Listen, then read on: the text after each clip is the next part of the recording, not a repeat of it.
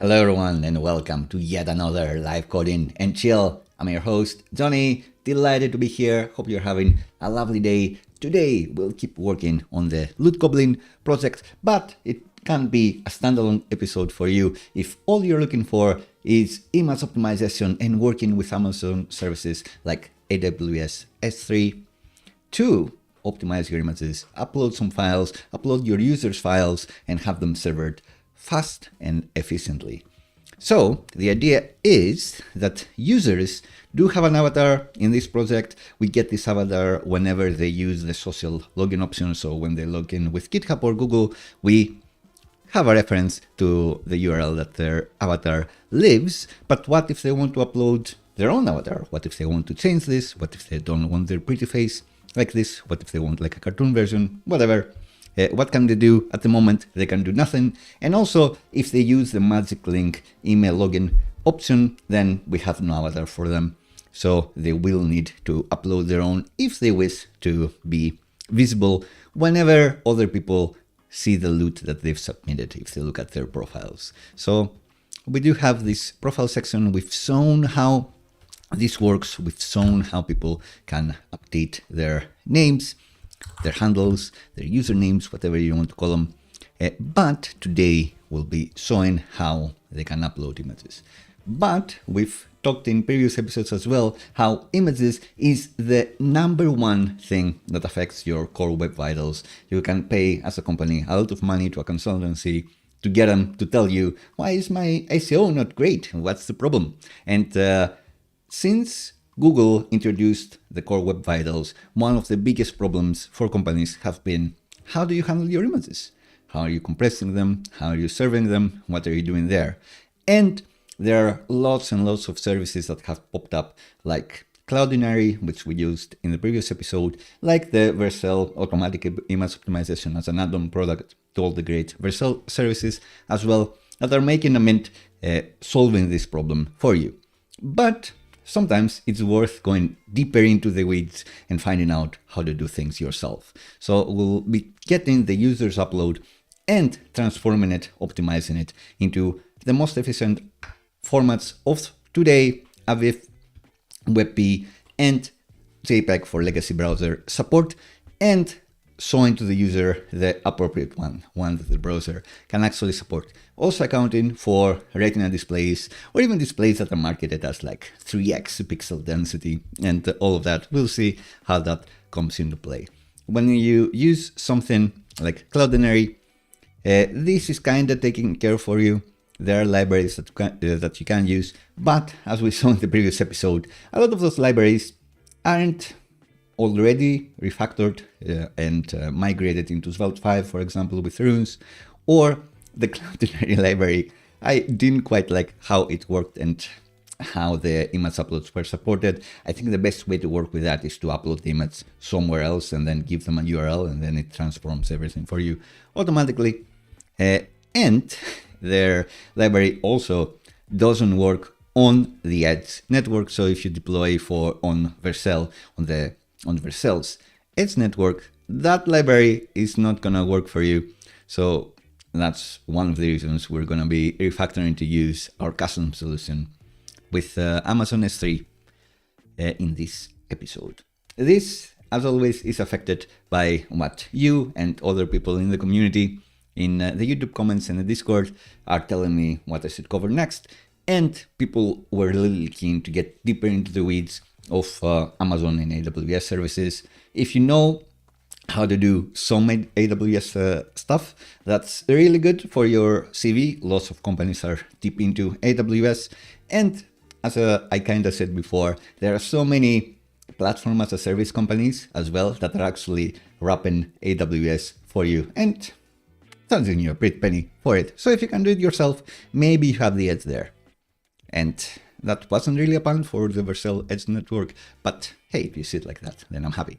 So last time we did create this little input field where you can actually the user can upload an image for their own new loot creation or update their icon for the loot that they are describing.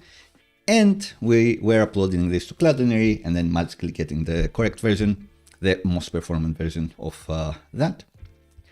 But today we will be doing this part, the avatar with Amazon S3, and potentially changing this process as well. So we can actually deploy even this part on the edge yet again. This is live. Go to Goblin Vercel.app, and actually let's do my favorite thing, which is see, does the login logout functionality still work? Let's see it live. If it doesn't work, then I should be fired. And as I mentioned before, first time you log in with a social provider like GitHub or Google, we will get a reference to your avatar. So we may work with that as well later in the episode. If you actually log in with Magic Link, then we get an avatar from you for free. So you will need the avatar upload to do that yourself. So let's do GitHub. And of course it works because we're awesome. And you can click around yourself if you'd like. So we'll kind of recreate this. We'll kind of reuse this element yet again. If you want this code and more, it's Tuesday. So my friends tell me at least once a week, you do this Tuesdays and Fridays, at least once a week. Just talk about the value of Johnnify Premium. This gets you access into a private GitHub repository that has lots and lots of code, including Johnnify, the Johnnify website itself, and the one we're doing today. And, you know, you can get the best-selling e-commerce WordPress theme for like $89, or you can get the Johnnify Premium for much, much less for the year or the month, as you please. And also, you do support independent YouTubers like myself, independent code educators, jokesters, whatever you want to call me. You do support me and affect what I'm going to do next. You are showing me that you do like this content and you do more free content like that. So yeah, e-commerce, WordPress theme, or private access to this repository with lots of happy people already in there, lots of repositories that I keep updating because people keep liking it, and amazing people in the Discord. Hello, Account Wizard India. Thank you for joining the Discord as well and coming to me with your messages too. Always a pleasure to try to help. And I think that wraps things up, and we can go into actually doing the UI for the image upload. This time, instead of using the amazing agenda syncer, I'll just put the OBS timestamp here, because maybe that will save me time. I don't know. One day we'll make that SvelteKit app that does all of this synchronization automatically for us, but that day is not today. I don't think I need this window. I think we're gonna find out this. Component is in the profile page. Let's see what we have here.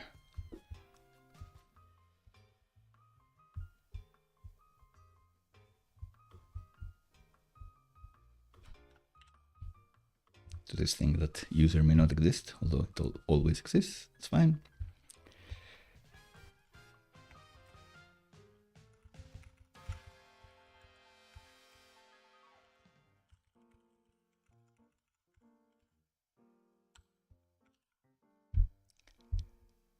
So already in this page, we have a named form. It hits the save form action we'll see on the backend. It only has a working input field. So this is the one that you can actually play around with. We've shown it before. When you do submit this form, it updates your profile name. But I was imagining that we'd make the avatar also be an extra input field. So if you want to change this, or if you didn't log in with Google or GitHub and logged in with Magic Link, you can actually upload your new user avatar. And that's why I did add a nice little to-do here to remind myself what we want to do. And yet again,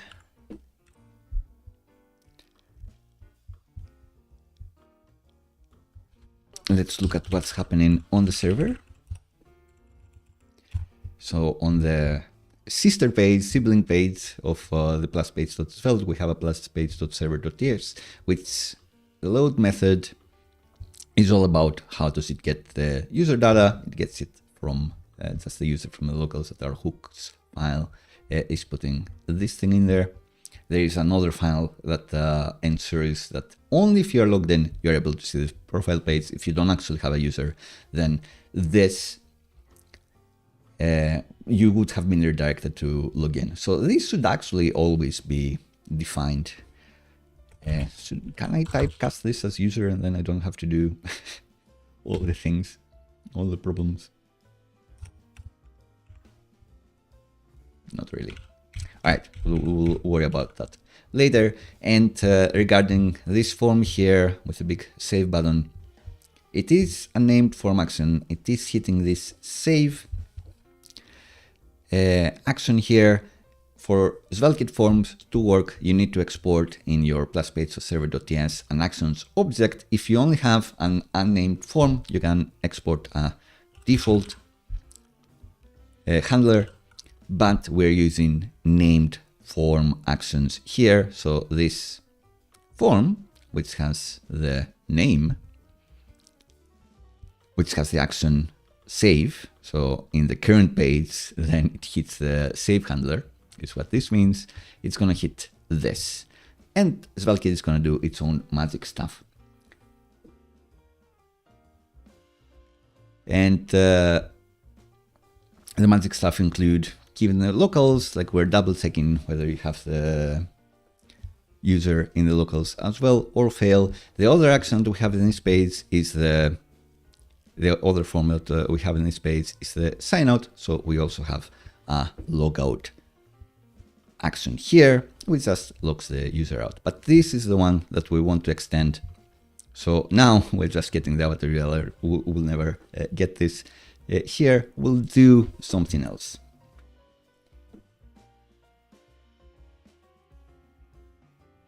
And account wizard idiot.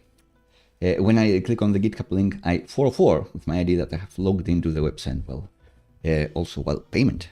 Interesting. Hit me up in the Discord to debug this, just to double check. So if you do go to your profile here, it should say you have connected your GitHub account.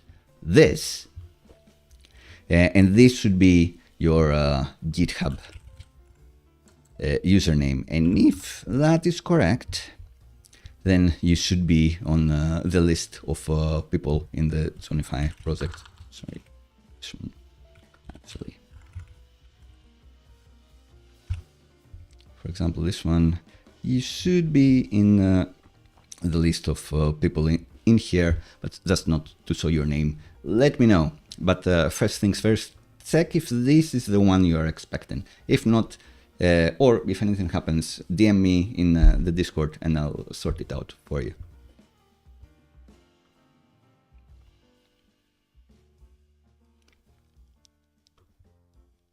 Thanks for letting me know. We'll get you in there.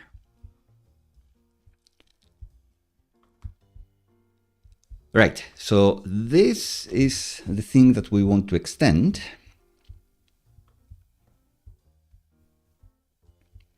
We have a hidden input with the avatar URL here. Just for fun, I guess, just to make it more realistic is what we decided to do last time. But what I want now is file input. We were using and we are using Daisy UI for this, but we can steal the one we have in the loot form.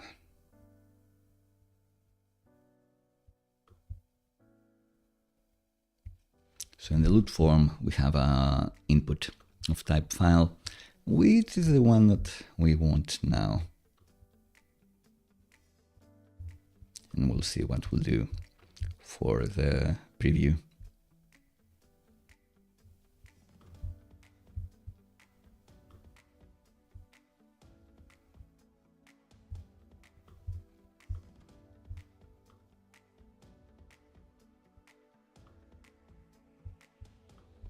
So no need for instructions here.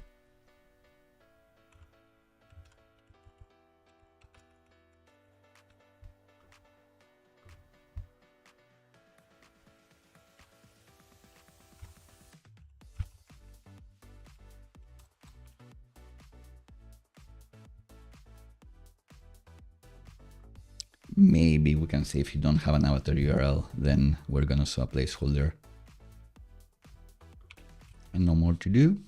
But instead of the input type hidden, we just want an image input really.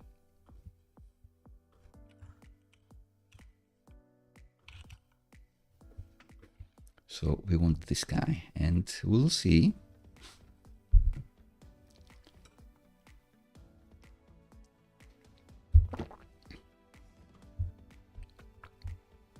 how we can make this nicer.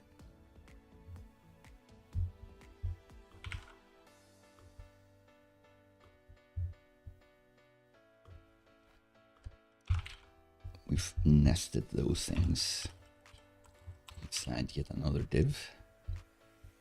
Kinda works.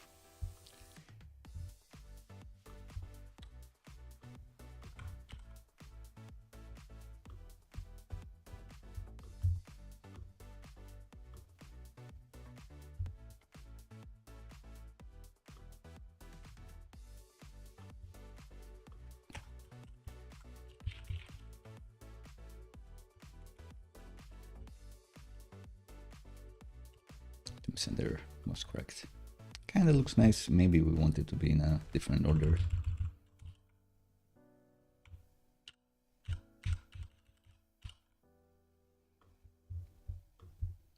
Maybe we do want the explanation for the span.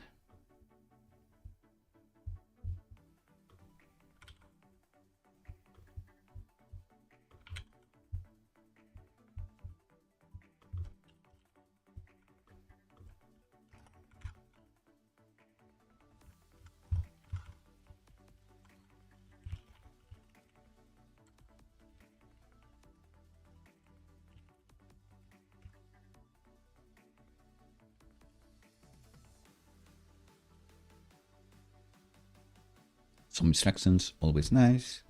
And when you click, you actually get the drop down because this label, all of this is tied into this image input. So you click here, you get the browser UI, works even on your phone. And you click the name here, label, opens this up. If you actually click this, it's also inside the label. So anywhere you click, you open the file upload UI. You cannot miss it. And because the accept type, so you get the file upload UI, the finder here on Mac, the relevant one here on Windows, because the type here is file, and we've said only accept any type of image. So if I were to go out and look at like directories on the desktop or something, you would not be able to upload an MP4, a video. You cannot upload a PDF because we're doing this trick with the accept. So it will only accept an image file. And it's not required because maybe you don't want an avatar here. So now when we click save, we will actually have an image if the user has selected something here. So we'll select this. We will be getting this image on the backend, but only if we change the encryption type of the form. So that's how HTML forms work. If you actually want to send a file to the backend, you need to change the encryption type to say that actually this form is a multi-part form. So that's something we need to take care of. It used to be in SvelteKit version 1 that you wouldn't get a warning and it would automatically magically add this form property for you, but now it doesn't. So we need to do it ourselves. And I guess in the previous episode, I did add this in the later version, but let's just add it here immediately. Else it's not going to work. So if you have a input type file, you need to change this encryption type and say it's a multi-part form data. That's what it allows it to submit a file from the user's operating system to your backend. So that's cool. We can select something. We'll see, the user will see the name of what they've selected. So that's kind of nice. And on things like mobile Safari, you actually get a nice preview of what you've selected. So maybe you don't need to worry about adding extra code and creating your own component, like updating this, I guess.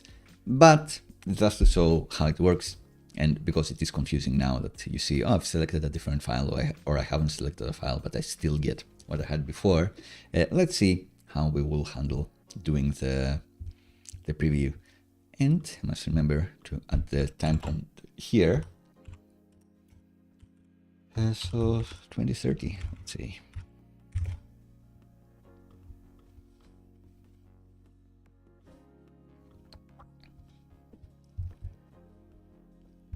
So whenever this changes to something, we want to do something else. A lot of the things that we're doing here work without JavaScript, but this one is only if you have a JavaScript enabled. We'll need a different handler for when this input, the image input, actually changes. So what we want to do is on change in Svelte 5, you don't add the colon here. This is Svelte 4 and below. In Svelte 5, you just add an on-change handler, and I'm gonna name it render preview eventually, but we'll see what's gonna happen there.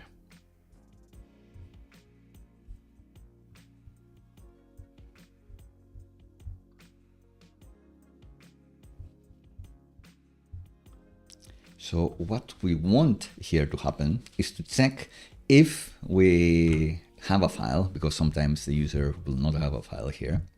We'll select nothing, and then we'll need to account for that. Maybe they don't want their image uploaded anymore. If they want to delete, they want us to delete it or something like that.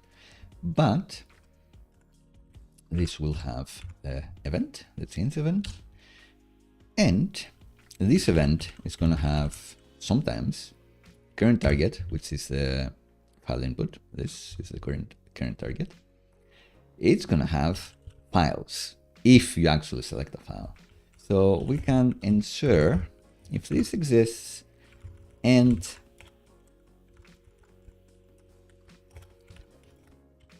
it has more than 0 files, it has at least 1 file selected, then we'll want to do something. You can have this input be multiple, which will allow the user to select more than 1 file for them to upload. But even if you don't, the payload, like the value of this, the files of this, is going to be inside an array. So regardless of whether this is multiple or not, and the user can actually select one or many, the files they've selected, even if it's just one, is going to be in a files array. And of course, I meant to see length here. So if they have at least 1 file there, then we want to do some stuff. And since this is not a multiple file input, the first thing in this array is going to be our image to upload. So event target files, the first one, the first item in this array, we know there's at least 1. And we know it's only going to be 1 because we don't have the multiple attribute here. So with this one, we want to do some stuff. We want to create a preview image element.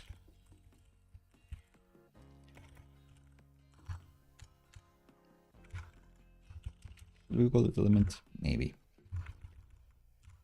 And then this, we want to give it a source. And the source is going to be essentially created out of this. The image to upload, we're going to use the URL helper method to create an object URL. Pretty much encodes this image, this file, into an image we can use as the source of the image element. And potentially for accessibility, we could give this the name of the file. I've seen this before, but I think the alternate should actually be your new avatar or something like that, because you know what you name this file. It's not really helpful to see what it is, but this reinforces that this is going to be what you're going to be uploading. Something like this, actually, maybe better. And we can add things into this preview element as well, like giving it a rounded shadow or something like that. But we'll see how it looks later. But where do we put this image element?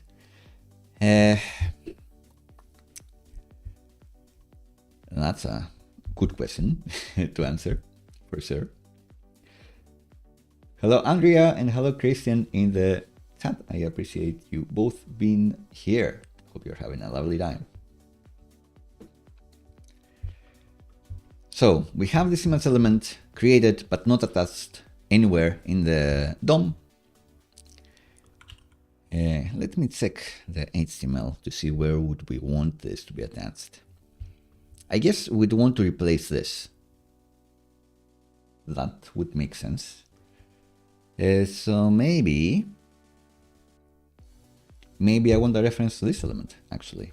And how do you do that with SvelteKit? You bind this to something else. And this is specific, like SvelteKit magic. If you weren't using SvelteKit and you're using something else, you'd probably give this element an ID and get the element by ID. But this is a more SvelteKit way to do it. So with SvelteKit and SvelteKit 5 included, we can say preview container element or something like that. Which we do know is going to be a div. And this thing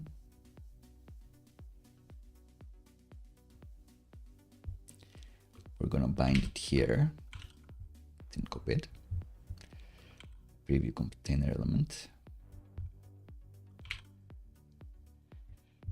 So SvelteKit, once the UI mounts, is going to bind this div into this reference we've got here. So we'll be able to use this and attach whatever we got there.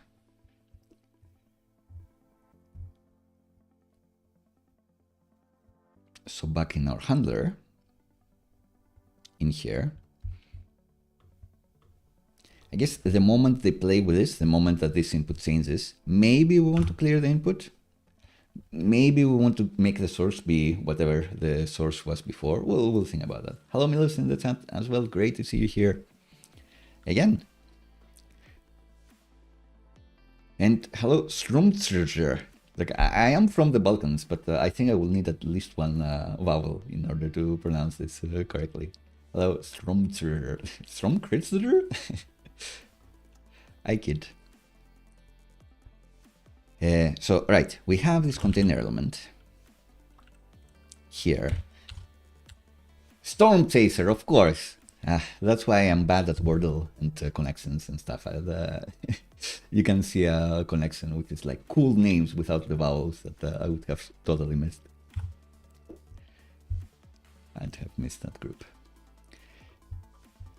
So maybe no matter what, we want to remove the inner HTML of the container element, and we'll see what happens if we want it to default back to the avatar URL we've got here. We'll think about it. But the point is that after we've created this image element, we want to append this image element we've created. So on the container element, we want to finally append this preview image element that we have created. And were there any classes that we had there?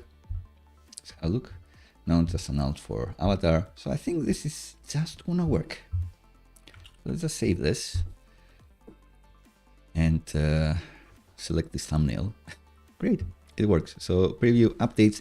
The problem, I guess, is if you do cancel out of this and you have no file chosen, maybe you want this to default to your regular avatar. So we'll optimize this later. Just we'll try to get deeper into how do we do the cool stuff first. So here's a better avatar here, and this is still accessible because the alternate of this image is your new avatar. So it gives good hints to the user of what exactly is happening. Right. So they have the name, they have the preview. On mobile, they have like a mini preview here, but they have a bigger preview here to understand what's happening. Then they click save. What happens? all of this gets sent to the backend, but then no image is uploaded anywhere, so nothing really happens. We'll need to capture that image. Hello Giuseppe in the chat as well. Lots of people coming. Is it the AWS? Everyone wants to work with images in AWS and Amazon. Thanks everyone for being here. So, you'll see that for today, I am trying to just put in the timestamps from what I see in the OBS, because I think that will be faster, easier to keep in sync, but we'll find. So, how do we get that file server side? We did take care of specifying that our form is a multi-part form in order for the file to actually be sent on the backend. And then we are going to use Zod for validation once again. I have linked into this GitHub issue where people are saying, well, Zod, which is a great validation library, doesn't have a native class or a native schema for files and images. So what do I do? Zod is very powerful though, so you can actually create your own schemas of anything you may wish. And I have linked to one example where you can specify, you can say that, oh, I have my file schema, which is an instance of the file object. Great, makes sense. And then if you want an image schema, you can actually refine it and say that I can see that the file type starts with image. Is essentially what we're doing. Again, we are doing the browser stuff to ensure that our users are guided correctly into uploading the correct files.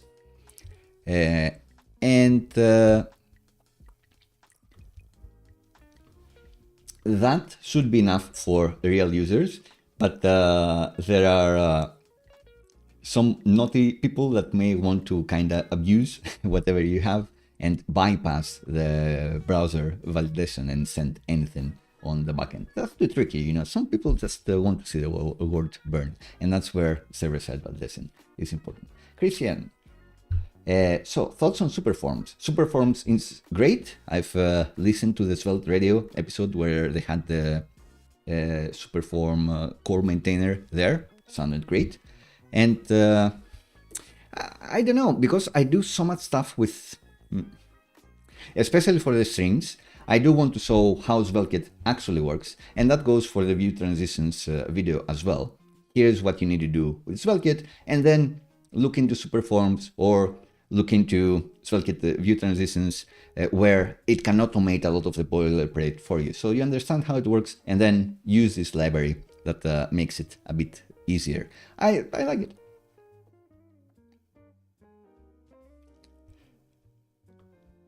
But especially for the streams, like, and in my projects, I just do things vanilla. I do find when you use libraries, you have this danger that Svelte 5 updates, and then the core maintainer needs to rush to accommodate for an alpha release of a library, and that can be hard on them. But it's a superb product for sure. Giuseppe says, Superbase just made the storage S3 compatible, so this will be useful for Superbase users as well. Awesome. Awesome. I think we're due for another Let's Do Things with Superbase as well. I think that will be coming soon. People really want me to show Sadokan, or Satsien, as other people like to call it, but how can you resist saying Sadokan? So one of the next projects or series is going to be something with Satsien, and it could be like SAS with Superbase and Satsien. It could be SAS with Lucia Auth again, and Drizzle and Turso and all of that, and Satsien. So we'll see. I think we're due for a Superbase look again. Yeah, Satsien, Svelte. It is nice. Cool. So on the server, I was saying that we are going to use Zod again. Superbase. That's the cool thing with the community, and in the chat, when people ask for like Satsien, it's like, all right, next one is not going to be Daisy UI, it's going to be Satsien. That's what people want. And if people say, oh, let's go for Superbase again, it's going to be Superbase for sure. Yeah, so the more votes for Superbase, it's more likely that that's the thing I'm going to do next for sure. I've missed Superbase. I haven't used it in a while. Right. So before, the input we had was just the avatar URL, just to have something in place, really. But now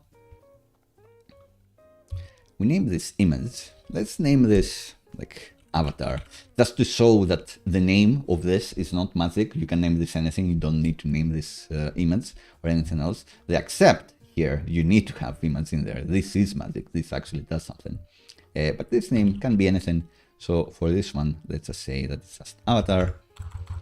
And you can name it avatar image or something like that. But it's not a string, it's a file. And how do you do the file? I think we've already we already have this ready. We've defined a file schema which just checks whether what you're working with is an instance of the file object. And then we're refining this even further by saying that you have an image schema that actually checks that there is it's not an empty file, which would be maybe harmless troll from the side of the users. Try to give you an empty file, see what you do there. What do you do there, smart guy? This is a 0 bytes image. Like, how are you going to upload that? But you also double check on the backend that it is actually have a MIME type of image.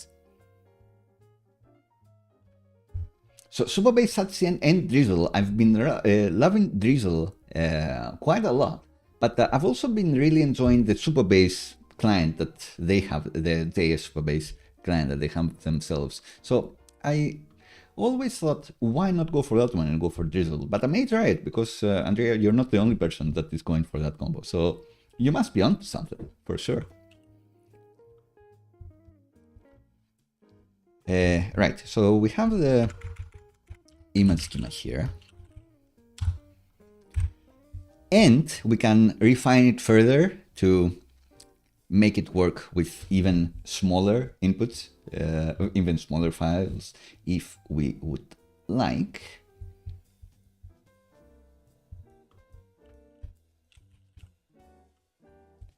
What else are we doing here? Just checking this, sure.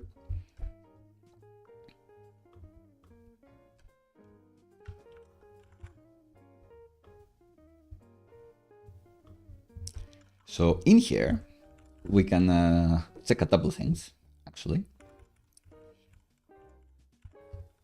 In Zod, refine takes a method which checks, which should return true or false on whether you want this to error out or not.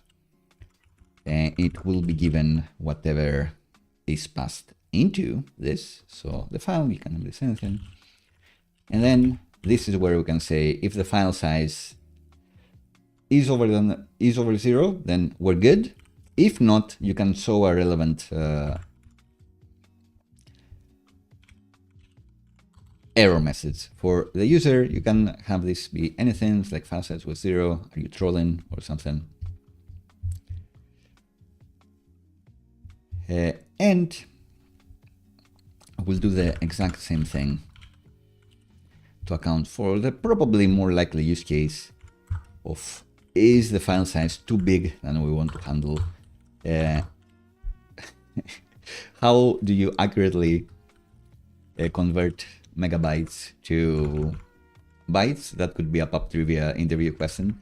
So roughly you can do like 1,000. You can use like the cool e notation to the power of 10, like something like that. But if you really want to be accurate, like if software engineer interviewing you really wants to gatekeep you,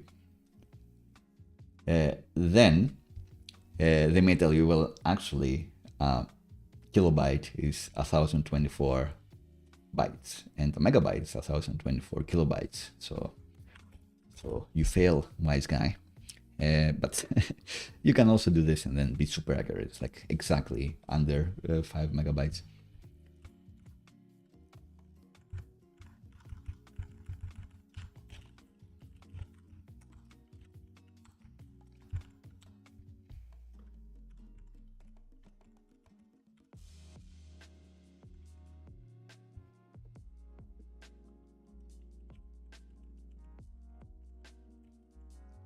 And of course, use this to tailor your use case. Maybe you don't want a limit, maybe you want like a ridiculous limit. 5 megabytes seems sensible enough. If they're uploading with iPhones and try to upload the maximum version of a picture they've taken, then it is likely it's going to be more than 5 megabytes. They'll need to go in and choose like a medium-sized image for the iPhone to compress it first before sending it to you. So it can be tricky. For best UX on phones, you may want to account for more. And then, okay, you spend the bandwidth to send this over the wire. The user spends a bit of data as well, but then on the back end, you're resizing the image anyway, so it's going to be fine. But just something to have in mind. So the avatar is going to be this. And it's going to be optional. So it may be nothing.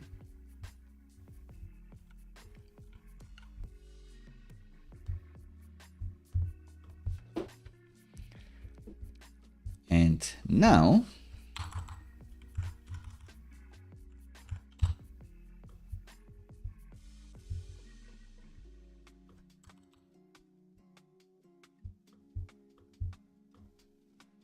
we do have access to the errors here, so we can provide them here for the UI.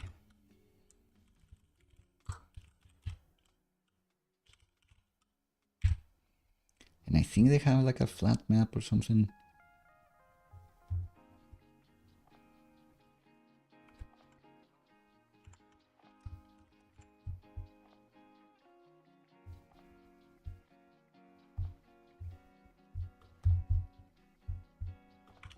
We can pass this back to the UI and we'll see how we're gonna solve it.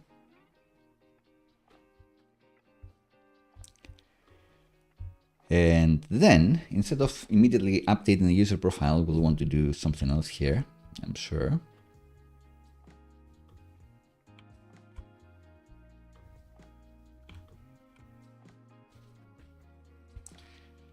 Yeah, we're saying that this wants an avatar URL.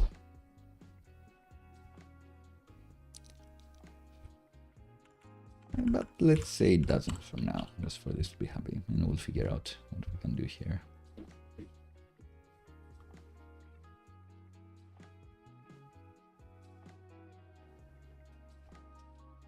So Milo says, have you thought about perhaps compressing the image in the browser and then uploading? So that'd be neat for sure. You can do image transforms in the browser client side as well. So yeah, maybe that'd be an option, definitely a bonus option for the future. So if you are on your phone, which is the likely use case, and you just select an image and you just want it uploaded, then if it's too big, you do a transform on the browser, which may not be as good as the one that we do with SERP, and it's not going to do all the formats that we're going to do now, but it's going to get this with less bandwidth and without the user having to like mess around with the UI. In general, you want the user to be doing the fewer clicks they can. So that's a great point.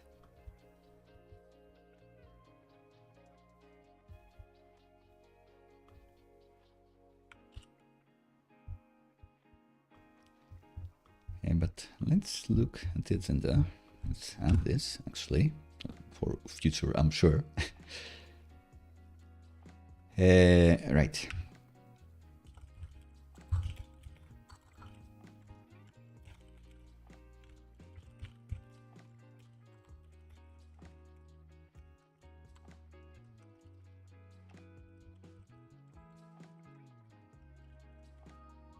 So I'll remember. Right, so we have that file server side, we've validated it, and now the question is, what do we do to resize it finally? And we're going to use a library called SRP. It's the one that lots of other third parties are using as well, including Vercel and Next.js and Astro for their image optimization. They're using SRP for that. So what we want is to install it. And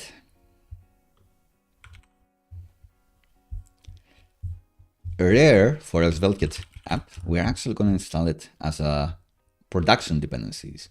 Usually you'll find in SvelteKit apps, it's common to add everything as a dev dependency, because in development, you have the build step, which actually transpiles things into the bundles that are going to be pushed to production. So all of these are only needed for the development build step, which builds things for production, and everything gets put into their correct bundle as needed.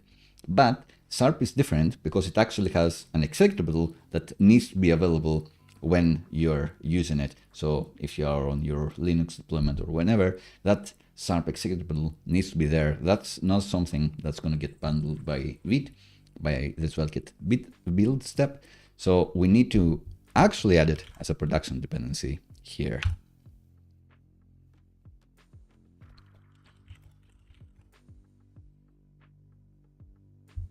So again, watch out for this. This may cause problems in deployment. The only dependency, production dependency we have is SARP. This is going to be separately available in the production else functions as well. So we have this. How do we use it? There is quite a few docs in SARP, but essentially SARP loves chaining things. Let's just open the page server file here. So we have this avatar here, and we want to change it into a resized image, let's say.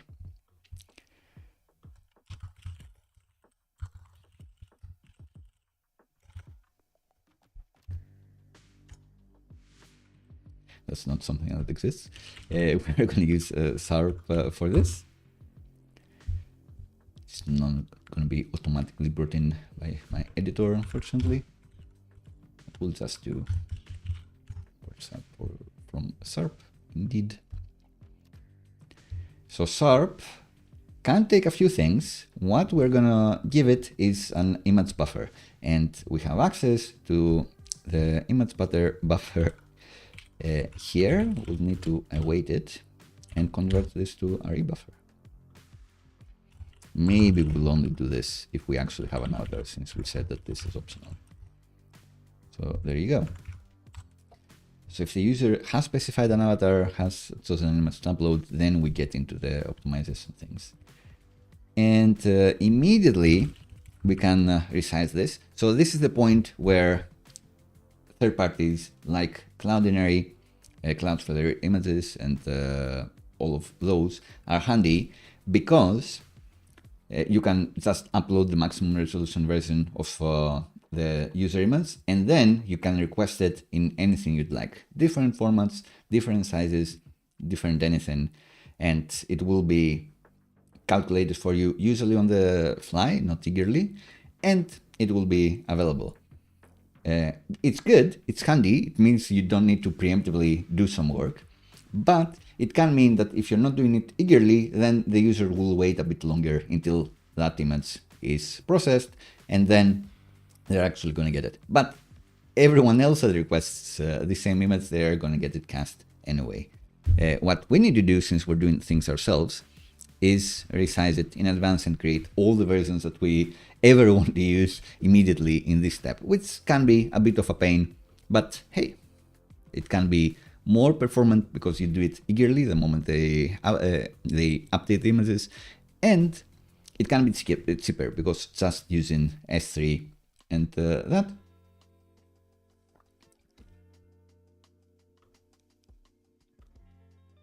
It's going to be cheaper than using CloudFlare images or Cloudinary or all those services, because they do a lot of things for you at the cost of money. So it's the classic question: do you want to spend more time maintaining this, creating and maintaining this, or more money to have a third party trying to do this for you?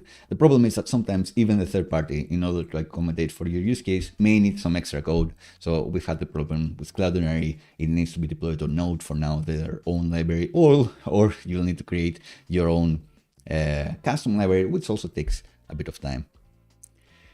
In any case, we want to predict, we want to know what's the biggest possible version that the user will need, which seems to be 96 for this, and we'll double that for retina displays. So maybe we'll call it resized image 2x.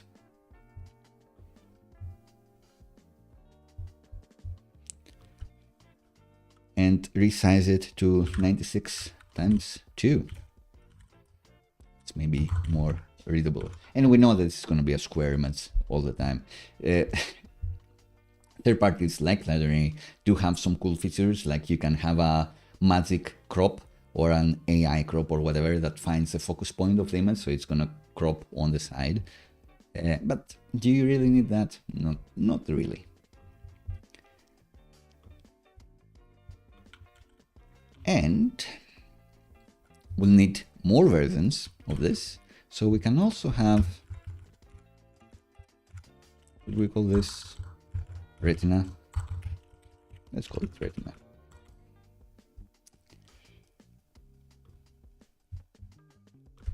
If you want to have multiple versions of the image, then SRP has a method called clone. So SRP loves chaining things which mutate the original image or whatever you have up to that point. And it also offers a clone option, which will ensure that any other modifications you chain afterwards will only happen on a different instance. It's not going to mutate the original one. So let's say we have a resized image retina and a resized image. We also saw something different to what we've done in a previous episode.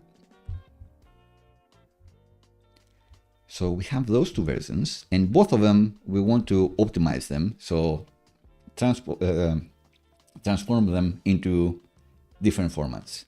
Maybe more compressed JPEG, and a VIF for sure, which has great browser support now, a WebP which has even greater browser support, and the JPEG we mentioned for maximum browser support as well. So how do we do that?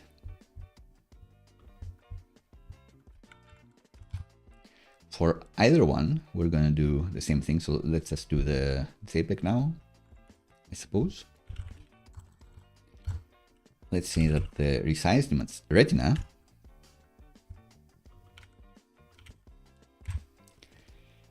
we want to clone it again because we'll do changes to JPEG, to WebP, and a VIF.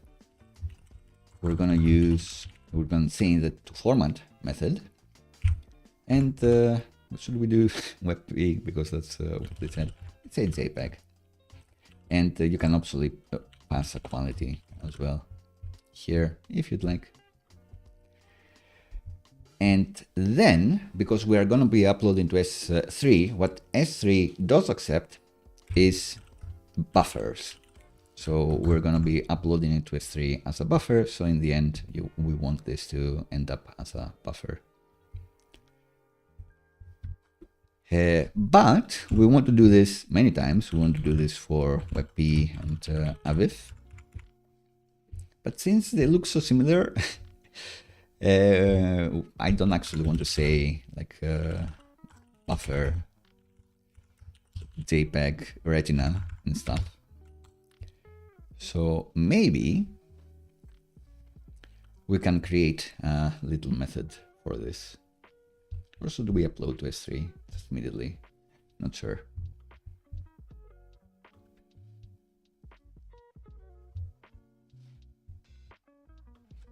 We can also have a file name as well.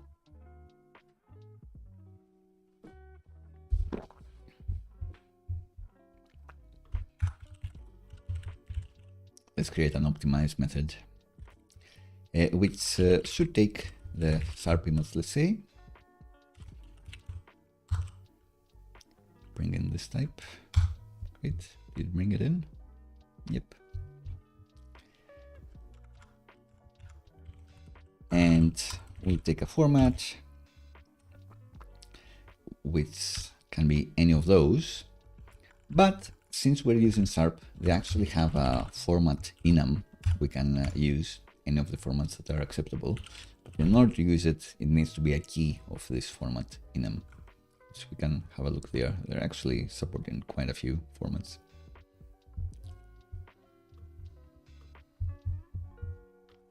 And what we want is to do all of these operations on the SRP image.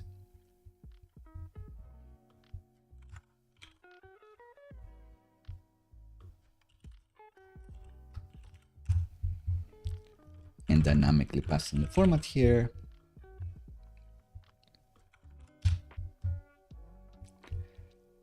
So now we can say, we'll see what we're gonna do, but I just want to reduce this to just these lines for now.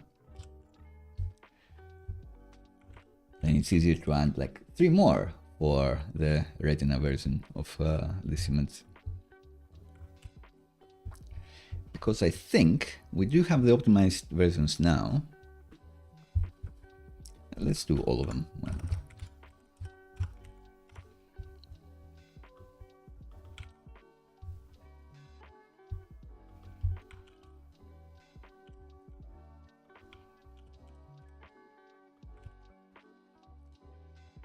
So we have the optimized versions now. What do we do with them?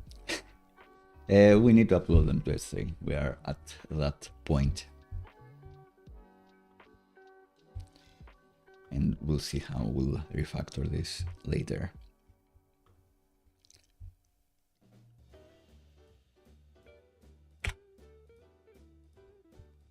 So this one is done.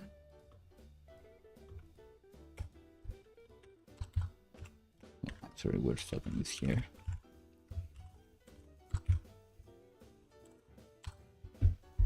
How do we upload these buffers to Amazon S3? So here we have it. Let's create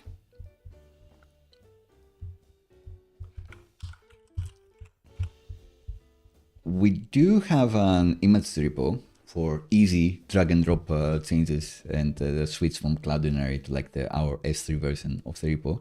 But just to focus on AWS, let's create a separate server method and we'll refactor later. So just here, let's just say upload to S3 and refactor for niceness later. And it's here. So Amazon S3, lots of things use Amazon S3 behind the scenes for you. Here's some customers, here's some use cases, case studies for this. And it is what indeed we're going to use today. I've already created a bucket here for Loot Goblin. Specifically, you can create 2 buckets if you'd like, Loot Goblin dev or your project dev, and the production one if you'd like. The things that are done offline are creating this bucket, changing some permissions for this bucket to be publicly available and to be able to upload images that are publicly available, which you may not need if you do put this in front of CloudFlare for caching. But it's one of those classic things where the AWS UI, the Amazon UI is not that great. At many points in this process, they're telling you, do you actually want to do this or do you want to do something else? Maybe you'd like to do something more secure. The other thing that I've done is create a Loot Goblin user. Again, you can have Loot Goblin dev and Loot Goblin someone else, Loot Goblin prod for your use case. And that's the system-only user, so no real person is going to log in as this. But with this dedicated server user, let's say I've created an access key and a hidden private key to be able to do operations as if you were this user for my server endpoints, to be able to use these keys to do operations like this user. And this user has full access to Amazon S3. It's more complicated to be able to say, all right, they have some S3 access or they only have access to this specific bucket.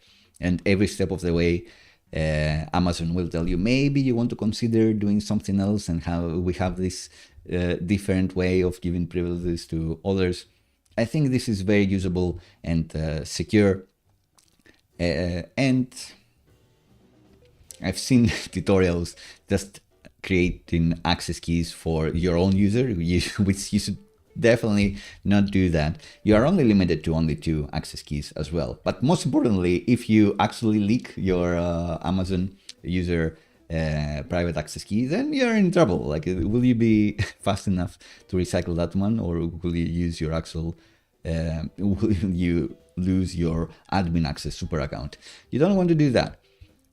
So Amazon does try to guide you into even more secure ways, but I think they're really trying to guide you into a more paid plan where you have your Amazon specialist support to tell you the things that you should be doing to maximize your account. I think this is secure and doable enough for anyone. So those are the things that I did offline because they are boring, but creating the Loot Goblin bucket and a user that has access to that bucket to be able to upload things, because that's what we're going to be doing on the backend. I also gave my deployment, the Vercel deployment, access to those environment variables, the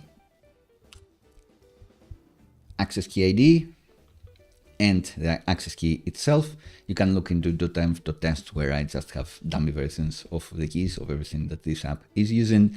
The bucket name is the name you've created. Also important, you also need to pass on the AWS region, which is interesting. So for me, I think I did pass the Spain one for this one. But your default maybe somewhere in India, maybe it's somewhere in the US, maybe it's somewhere in Spain as well. London, it used to be my default back in the day. But hey, that's by the by. And again, in the end, we may put CloudFront in front of this. So this will be a bit different. But for uploads, you're definitely going to be needing these. So that's the thing with S3, that your bucket itself is in one region, but if you put it in front of CloudFront, which is a custom service, let's say, it is going to be globally available and served wherever it's closer to the user that requests it, kind of like the Edge network Vercel has and other providers. Cool. So upload to S3, how is that going to work? Let's have a look. We could be adapting the images repo that we have to have like an S3 images repo, which we will do later, but again, just to show how a single upload works. Let's see, I'm just trying to find like any links. I think there is the AWS S3 SDK. Not sure if I linked in that one.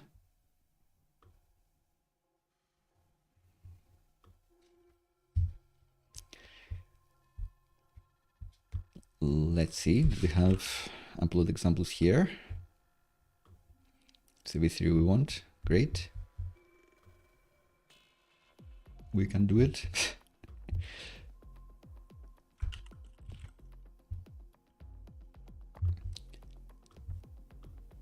Did I really not link this? I guess not.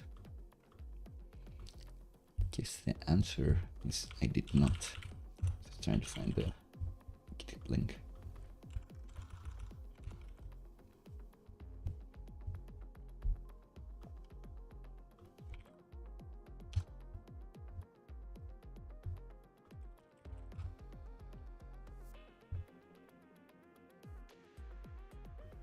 All right, here you go.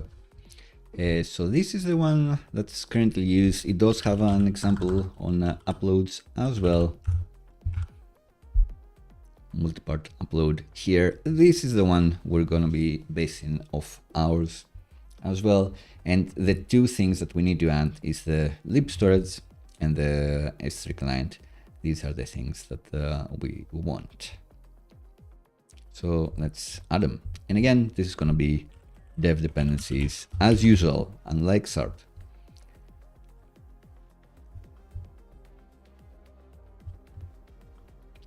So we want this and we want this.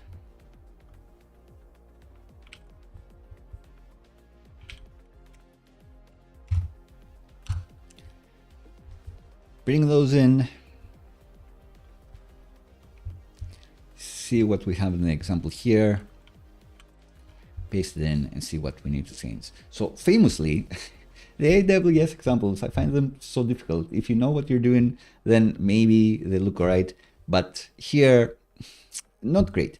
And another problem is that this will create the client for you And if you have named your AWS variables correctly, it's going to magically get them and work for you locally. But then on the build step, because Vite is not going to know that they're getting the environmental variables magically here, it's not going to add them into the transpiled bundle later. So this is not going to work, and it's going to say you didn't provide the bucket and the key and the body and all of that.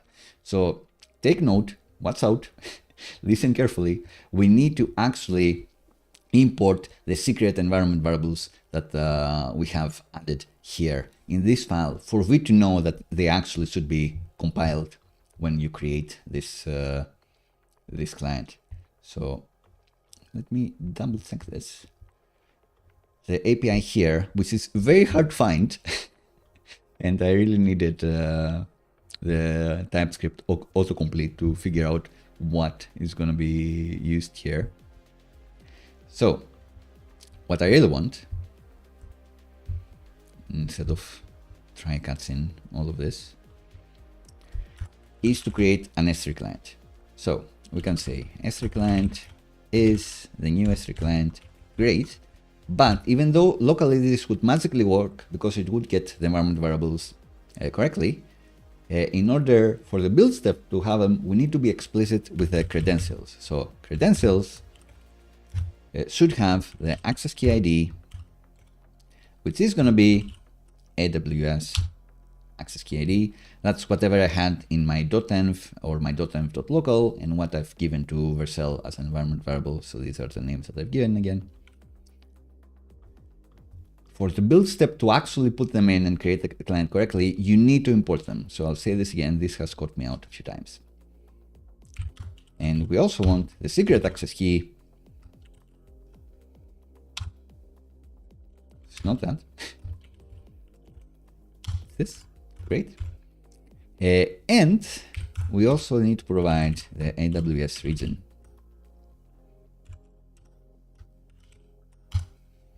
So for the client, it's all we need. We also need the bucket name for when we upload. So this is going to be our S3 client, which is going to use that in our, let's say, upload to S3 method.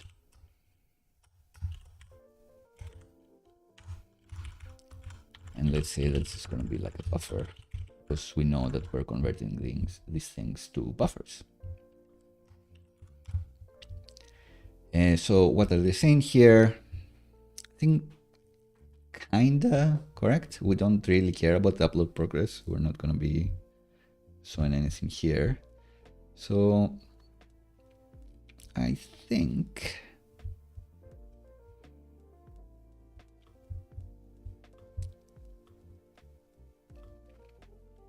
let's drag and drop this. Slide this up. The client is going to be the S3 client. The params, well, the bucket is going to be the dynamic variable of bucket name, because you may want different buckets for dev and prod. This is why we're not hard coding this. And because this doesn't need to be a secret, this could be a public name. You don't need to hide this. So if I knew that for everything I'm going to use the loot Goblin bucket, it's fine to hard code this in. The key is not a secret access key, it's where exactly you're going to be uploading this. So maybe we'll have like an uploads folder. Maybe you'll have, you know, like an avatars folder or something like that. Did I create something here? Like avatars folder? Yeah, I've already pre-created this. But the key is kind of like the identifier of the file. So we need a name. And this could be the username, I suppose. The key could be the username plus the file extension that we're going to use. But in any case, let's say that this takes a buffer and the file name, which is a string.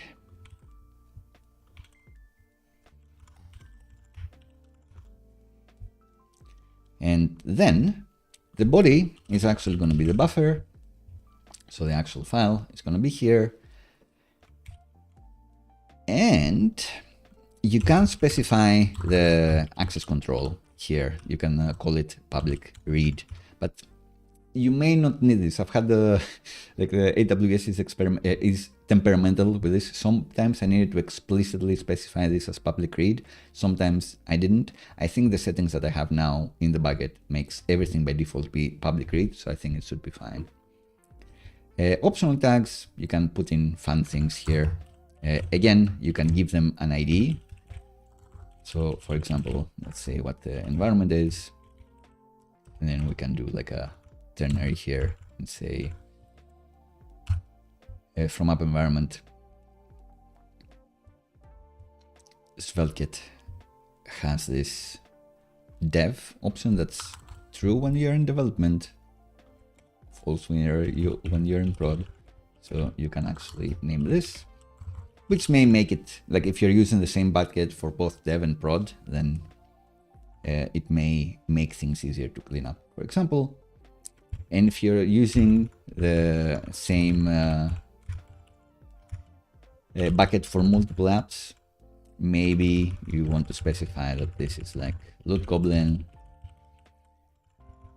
Maybe you want to specify that you want to tag this by the user ID, maybe for metrics. I don't know. You may want to do stuff with tags. That's a few options. We're not going to do this here. And queue size, how big this could be, how many you could do this in parallel. We're just not gonna bother with those. We're not gonna be tracking the upload process either. But when this is done, we actually get the response back. I was amazed to find. And the response actually has the location there.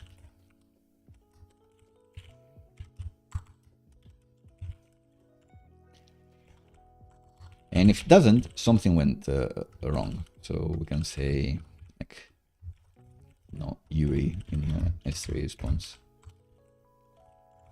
something like that. And here, if something does go wrong, we can say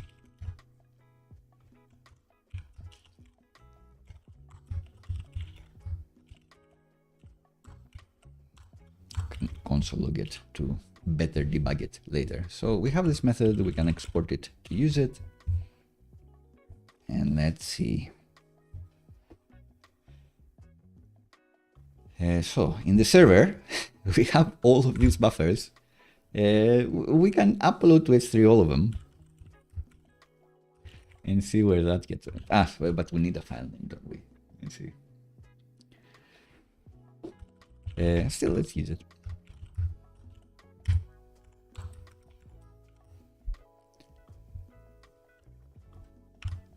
And let's name them for user ID, so the user won't be uploading like a million files. And I have set my buckets to be able to overwrite files with the same name. So at most, a user will only have one avatar stored for you. It takes care of cleaning up the other ones as well. But you know, if they want to undo to the previous avatar, sorry pal, you can't do that. Right. So what were we doing here? We wanted to derive the file name, which should be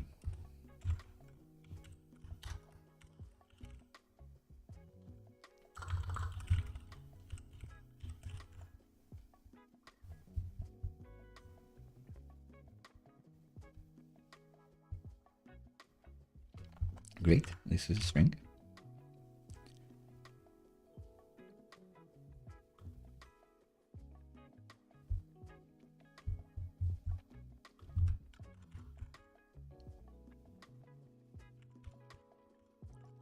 And of course, all of these, it's worth noting, all of the SARP operations that we're doing like one after the other, like haphazardly, they are promises which we're not awaiting. So they are happening in parallel unless we were foolish enough to await them all. So what I actually like doing here, it's a case of instead of awaiting each one and then it's optimized limits, I do like to chain another promise here. So you have the buffer in the end. And then you can actually say upload to S3, the buffer, And then we can use the user ID and do the format again. Here it thinks that the user may not be available anymore because we did this tag, which is not good. Let's extract this here.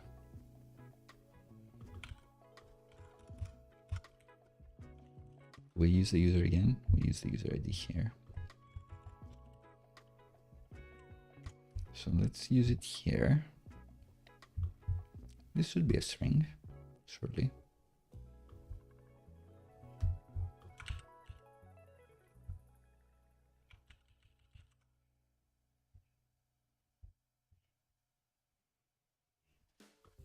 So if no user ID, we fail, and we can use the user ID here perfectly.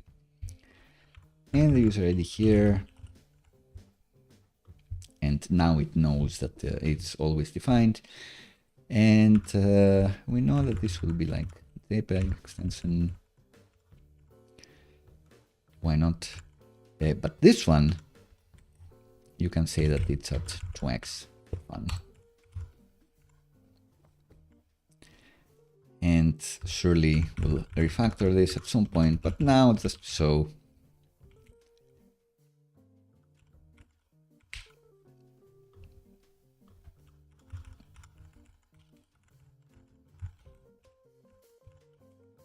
Just quickly paste these things here.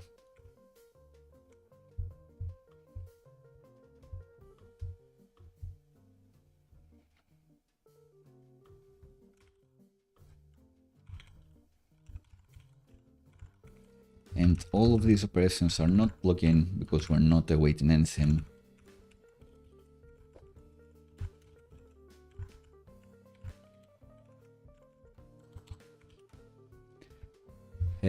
One of the reasons I like mixing and matching awaits with chaining when working with promises, because in the end we could await all of these uploads to happen in parallel and we will be fine.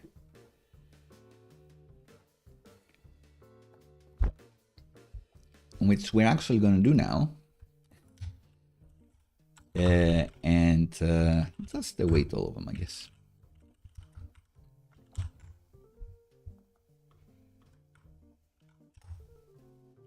Maybe put some,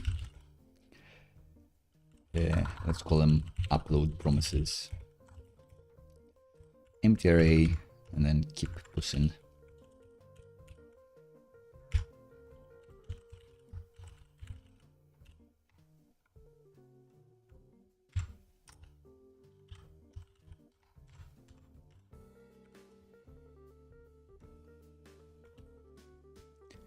And then we can await all of these upload promises. And finally, this is the point where we are gonna await for all of these, but they are requests that are gonna be happening in parallel. So that's a huge performance gain. If we were awaiting before for everyone, if we had like 6 awaits, then it would be upload the first one to S3, upload the second one, wait, upload the third one. So that's a huge performance win awaiting when we've already awaiting them in parallel. Right, so this avatar will not change, but let's see if we have successfully managed to upload things to S3. If we click save, in theory, we should get through the validation to name this avatar. And if there is an avatar here, which we have selected, then we're gonna resize it and resize it again to smaller, not resize it to the same size. And then we're gonna reformat them to more optimal formats and upload all of those to S3. And then do nothing, store nothing, we're just checking whether our upload to S3 method is working, which maybe it doesn't. And then still we're updating the user's name here. But we won't be worrying about that. So let's see if it works. Save. Profile updated. It says And let's see if we did upload anything to that bucket, because that was super fast, faster than expected. Oh, all right, nailed it, I guess. So this is my user ID as well. And we can actually see it and download it. So publicly available. Copy S3 URI. Universal Resource Identifier. I should have console logged the link, because that's the thing that we're gonna be using later.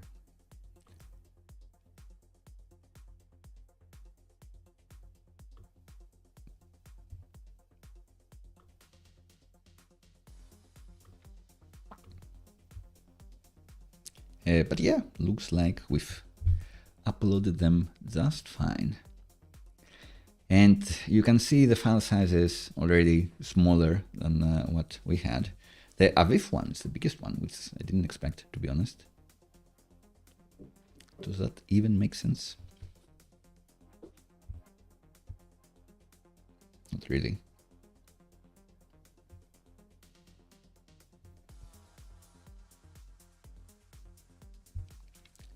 JPEG, Aviv, WebP.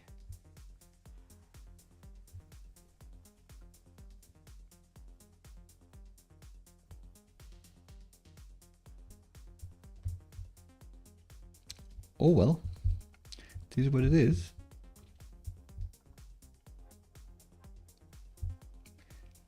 WebP is smaller than JPEG, which is what I expected, but I didn't expect the Aviv one to be the biggest one. I'd have expected JPEG, then Aviv, then WebP. Maybe it's 9% quality that's making a difference, but that's kind of interesting. Anyway, that's by the by. It seems like we've made things work. We are uploading this correctly, ta-da, and all of that. How do we actually make use of this? We'll need to store the image ID somewhere. But also, let's see those links. Maybe even return the response location, even though we're not doing anything with them.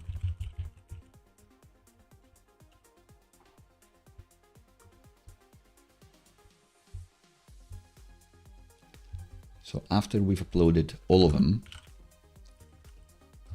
we have some image URIs here, like an array of images, image links. And let's console log them.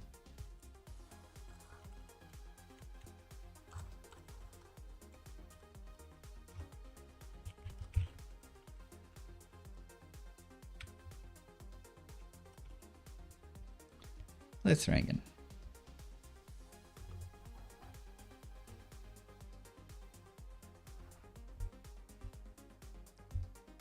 Undefined, it says. Interesting. Did we not return this? We did. Did say this.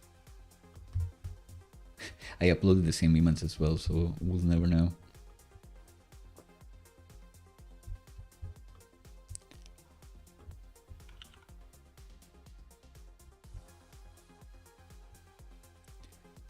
But the time is now, so we did upload them again.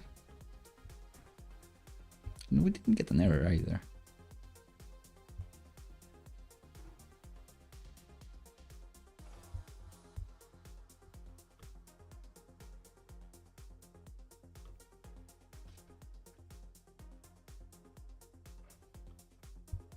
So this is claiming that we're doing nothing. Because we're not returning this. What a guy, that Johnny.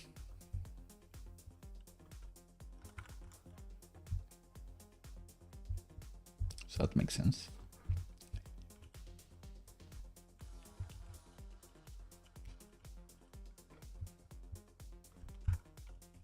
Will this magic refactor just work?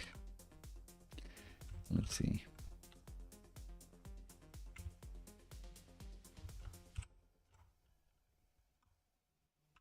Not quite. I thought we'd be able to do like an immediate return here. But I'll try to do it manually, bravely.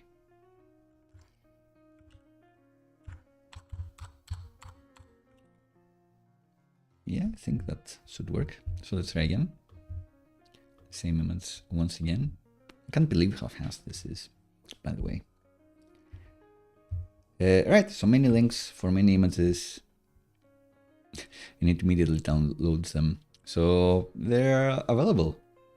Great.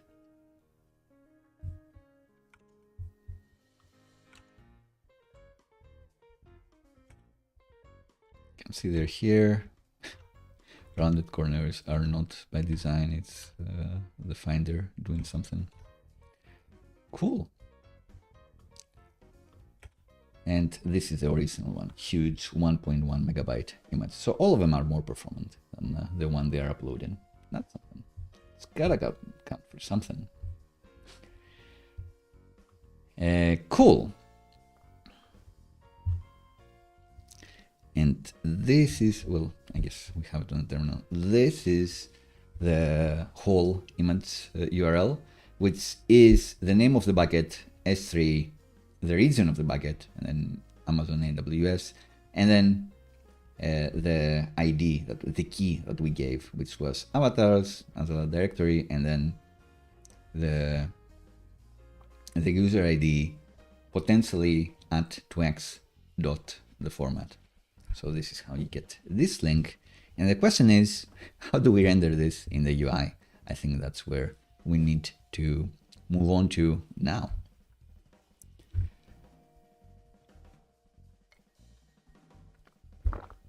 And hey, looks like the agenda says we need to store it in the UI. So let's do that. We need to store it in the database. So what do we have now? We're using Drizzle to talk to our Turso SQLite database, and we've defined the user table in our auth file, where we have the users table itself, but also things like the sessions table and the providers to users. That's how we are handling auth. We've done a couple episodes on that one. You don't need to know about those or the specific naming. What you do need to know is that we've defined an avatar URL. So I guess we could just update this column. So maybe we'll just do that. To be honest, we have this, we should just update this, and then the UI does something clever to like derive whether it's the 2x version or something. Yeah, maybe that's what we want.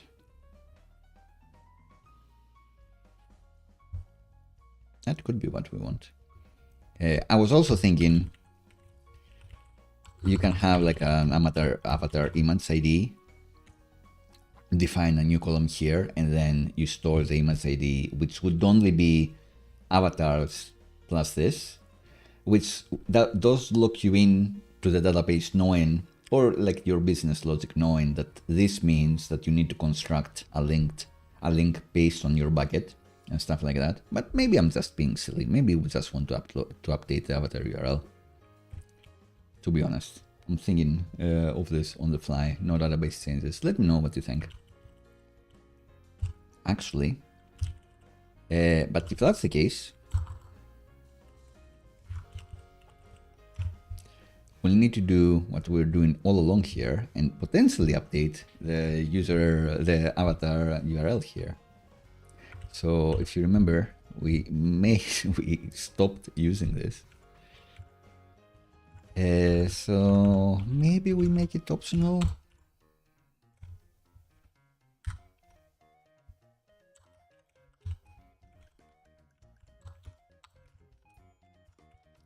Maybe there, maybe it's undefined.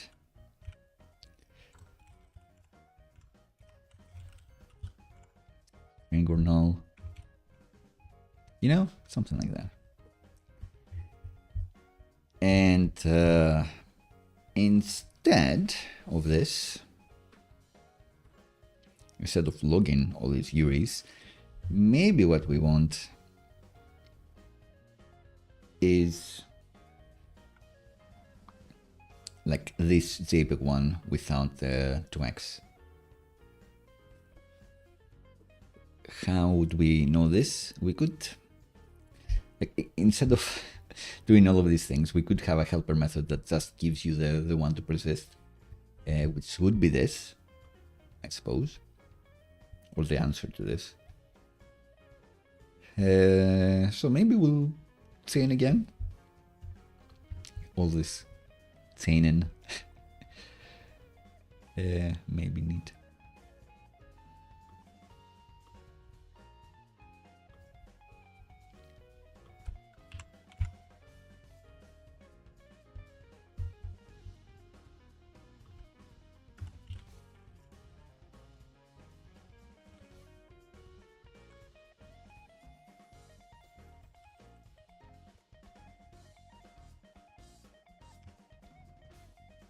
So if there is an order here, maybe we will be defining it here. Maybe we can find one. Maybe we can find one that ends with JPEG, but without @2x.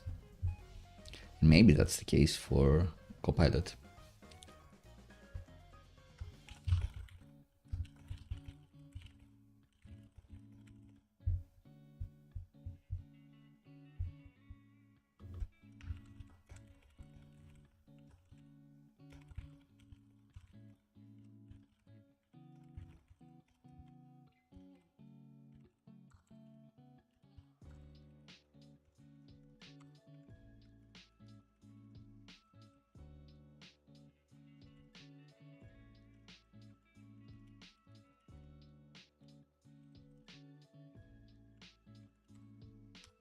Let's see. It's going to be a regex for that.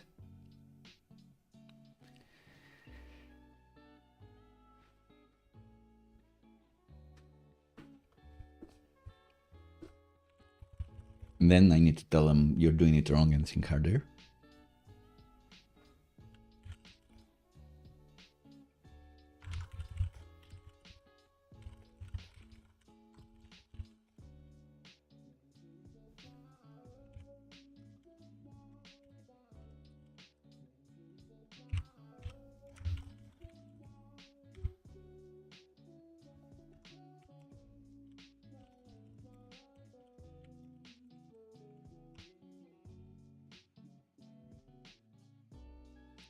Like me for real, tries to avoid using regex as much as possible.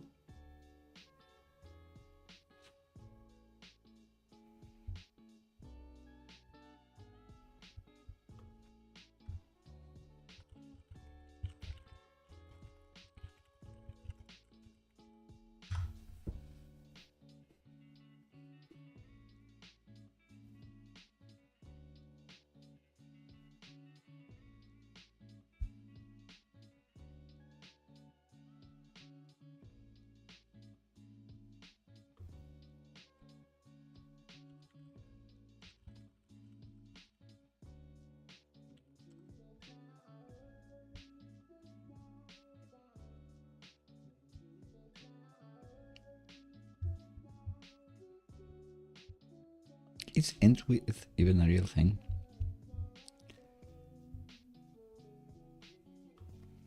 I think I'll just say in a couple of those because I don't trust it.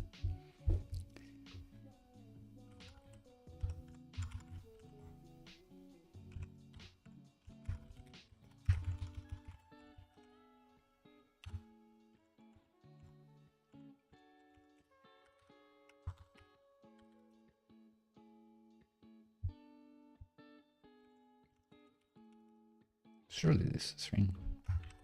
It's not.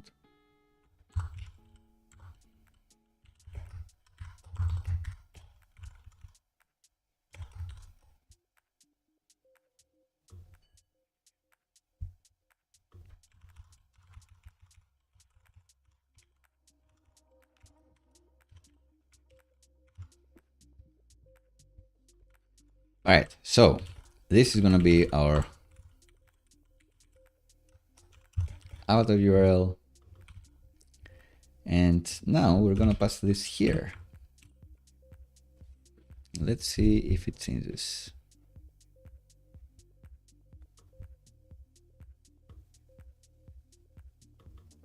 Let's see if that cat remains safe. Good. Persisted, done, nailed it.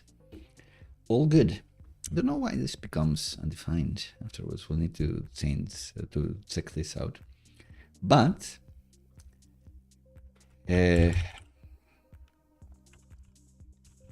let's double check. In our database, we have updated the image URL, the avatar URL, to the new one from Amazon. Great. Which we are using here.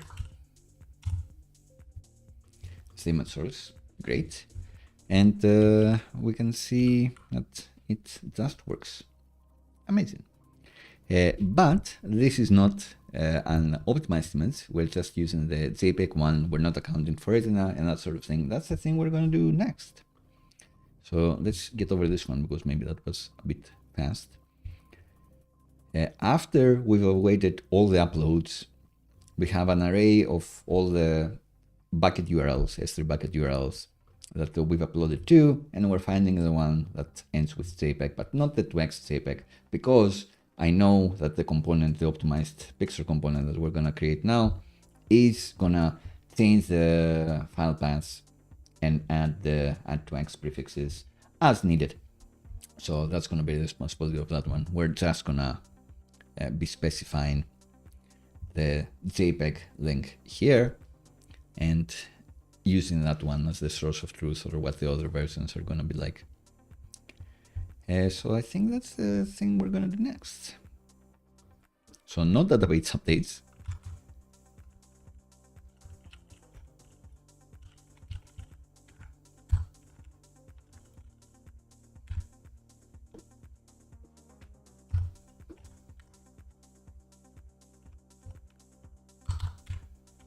We're not doing that one. But we're going to do serve the best format possible with the HTML picture element. Indeed. So just to double check here. We want that one. But we don't delete this. And we've talked about this thing, this user. In localhost, in profile, you'll see that here we are always serving this JPEG. We don't have an image element, but what we are going to do is create our own picture element that provides the different variations of this image that we have. So if your browser supports a VIF or WebP or something else, it's going to use that one. If your display is 2x, it's going to use the Retina versions. If not, it is going to fall back to the JPEG image here. So it should be all good. And let's call it, we did have like an optimized image here, I guess, which we are going to be basing things off. Should we call it like optimized avatar or something? Who knows?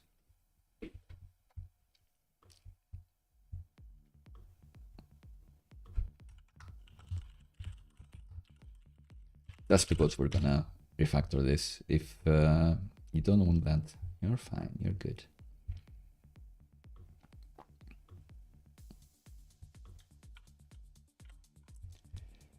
And we are going to take inspiration of what we're doing before. Essentially, we will have a picture element, and with SvelteKit 5,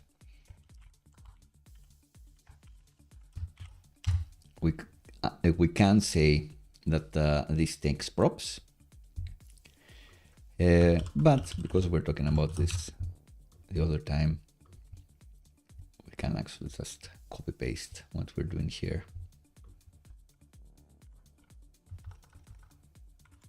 And the picture element, we're actually, there are no attributes really that we're going to be passing to the picture element itself. So what is going to be dynamic is classes that you actually apply to the image element inside the picture element, and the width and height, which you may use. So let's just copy paste everything and see what happens here. So the path is not correct. It should take a source, let's say. It should take an alt. It should optionally take a class and a width and height.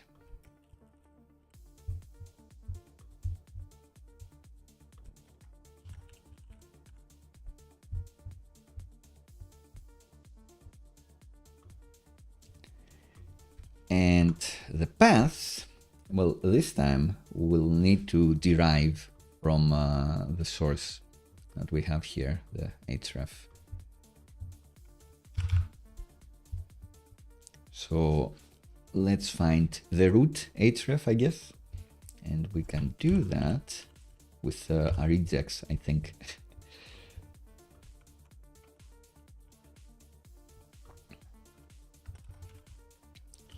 So we can say root path is gonna be something we derive from the source. So Svelte 5 to derive something, to derive a value, you use the rune, derive rune. And from the source that we get, I think this is gonna be a good enough regex. Let's see. I do have it here on the side. We want a regex that gets everything, including like the escaped dot. Like, you know, escape the dot and then everything afterwards. So any character, I suppose, eagerly, like anything, all the way to the end. And replace that with nothing, like the empty string. I think that's what we want. I think that's what we're gonna get. And what is this? It's derived. Derived rune, not derived, sorry. So we have the root path here. And then do use it here and add the various versions that we have. So first, trying to serve the above, which is usually the best format, the most it's harder to create, it takes a bit more time to create the AVIF format, but once you have it, usually the best compressed, like the best quality to compression ratio that we've got. Then WebP, then JPEG, even though from this particular example it looked like WebP was the best one. Oh well. The way the picture element works, if you weren't here last time, instead of just specifying an image element like we were doing before, you are saying that I have the source of this image. If you do support the picture element in various sources, then do you support AVIF images? Then use that one. Do you support WebP images? Then use this one. The first one that is actually supported is going to be used. So if you do support AVIF, you're going to get this one. If you support WebP, then you're going to get this one. If you don't support the above, then we fall back to the JPEG variation here. And we're passing along width and height as well. So I believe if we come here, change this to optimized avatar and pass in this source and say that width and height, we want it to be 96. And TypeScript should be happy, and this should be happy, but even though it looks the same, the idea is that this should be a AVIF, because this browser does support AVIF. So we do see it here. Let's see if we say copy image address, open a new tab, paste it in here. You can see that we do get the AVIF version indeed. And it opens like the it kind of crashes my preview because it wanted to download the file. Well, that's interesting. Did it straight up crash Chrome? It's kind of crazy. But it looks like it does have like the @ sign somehow. I don't know why. And I don't know why. So let's get back to localhost and the profile, and let's inspect this a bit more thoroughly. So all of them does have the @2x suffix, unfortunately. Let's try this again. It downloads just fine. It looks correct. Why did we save it with the 2x? Is it because what I did kind of sucked? Let's see. So we wanted all of this, and to not end with this URI. Did it end with something else? Do we still have it? Ah, I guess it's escaped, right? So that's why we didn't get it. Right, so how do I URL escape this? Let's ask.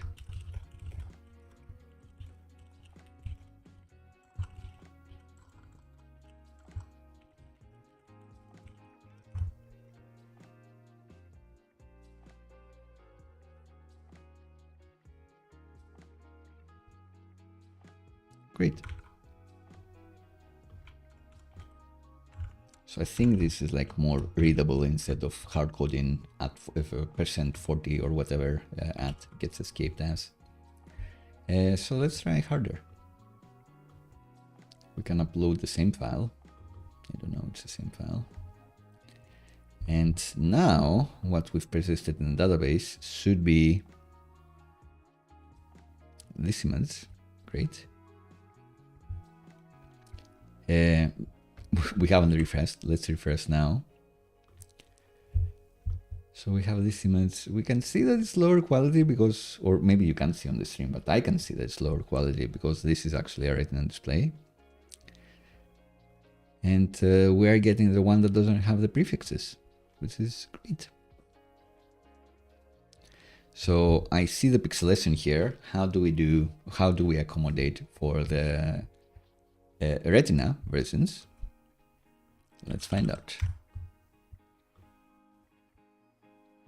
Yes, we're still in the same episode. Oh, here, the source set. So we actually did this.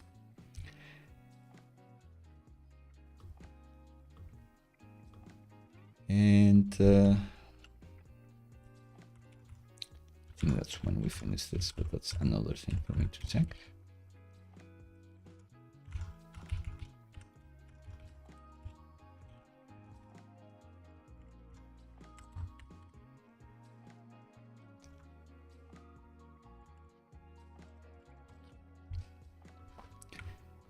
So in the picture element, they do actually have a version using with 2x. It doesn't really matter how you name your files. They're using a dash here, which may be more sensible than the craziness we've done with the at sign. But I think some phones used to be back in my day, they would look for at 2x versions, and that's how they would denote stuff. Anyway. We can use the same thing with source sets, which is, instead of specifying a source, you can specify a source set of the 1x version and the 2x version or whatever else you want. You can also, instead of 2x, specify if the screen is this wide, because maybe on the mobile screens, they are actually bigger, or on the bigger screens, they do become bigger. You want to serve smaller or bigger images. I guess you go to Goblin in the dedicated error page, you can see that the built-in SvelteKit enhanced image component is doing something very similar. So you can see that it puts our images, the images that are in version control, it puts them inside a picture element with various sources, the AVIF one first, the WebP second, and then it's even doing like a PNG version for some reason, and then falling back to the image element. And here it is specifying a source set of the 1x version and the retina version as well, which is interesting, which is cute, and what we're going to be doing ourselves. But it does seem that you don't need to actually specify this 1x for the 1x version. The default version is going to be the 1x version. So let's just do that in our optimized avatar component and say that the source set is going to be this, or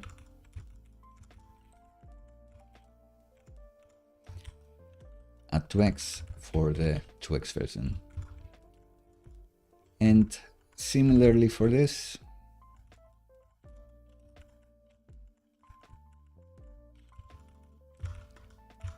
you need to serve WebP. Keep in mind that you have this or this. And for the fallback image component, you can actually specify a source set here as well, which will be respected if the browser supports it, or else it's going to fall back to this.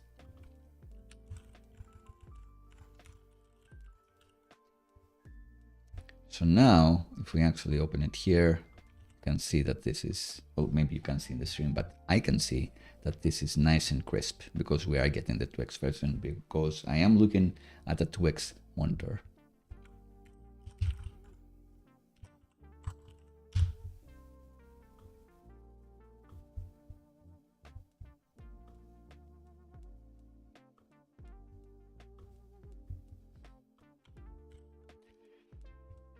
All right, so again, this will be cheaper in the end if you just use the S3 packets yourself than if you use something like Cloudinary, but it is costly. We've been in this stream for almost 2 hours, which is not that long, to be honest, but you need to preemptively know the image transports that you're gonna need, at least the way I've done it. If you want to build your own Cloudinary, it's possible, but it's not just gonna be like one stream's worth of work. So if you don't want to build your own Cloudinary, then this is what you could be doing. It relies on you knowing how big you are ever going to serve these images here, and do these transforms in advance as the user uploads. I guess you could always be uploading like the raw version to like future-proof this, and then if you do find that you do want the avatar to be bigger, then you can find any file in your S3 bucket and run the new sets of transforms that you want to do. But that's, I'd say, too much work. I would say if you want a crisper avatar, re-upload your avatar again and call it a day. But I think this is it for the key parts in the agenda. So that was kinda quick. Next, we may serve through CloudFront, because serving from the S3 bucket, one of the limitations is that we've specified a region and it's only going to serve from that. So if your user is far away from your bucket, so if my bucket is in Spain and you are in the US, you're still gonna hit the image from all the way from Spain, halfway around the world, which is gonna have more latency. So let's see if we can put Amazon CloudFront in front of our image thingy. I think that's what we should be doing next. I guess I'm also thinking that this could use a lot of refactoring, because we have these upload promises. Maybe we should just have a method of like upload images, right? Optimize images.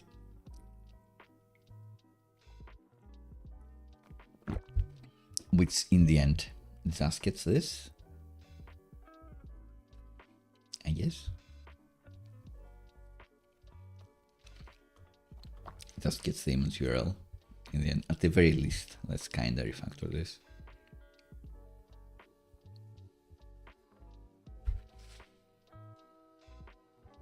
And our optimize method can be doing this too. Not sure. Maybe I'll need to refactor offline. And also, I was saying that maybe we're gonna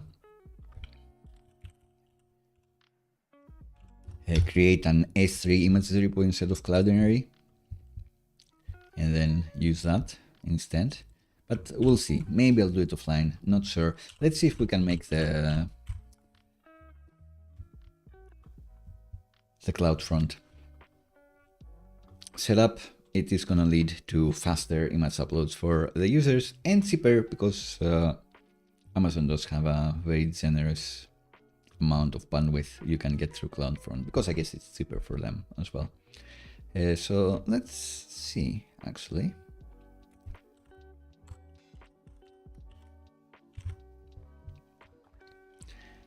This service, let's go to the console.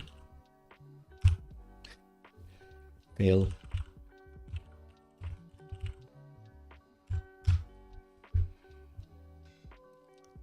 Go to CloudFront. let's do this live. We can create a CloudFront distribution. You can use any domain that you want, or you can point to an S3 bucket. So I'm gonna use the Loot Goblin S3 bucket that will magically get the reason here as well, which is kind of nice. We don't want to append anything, and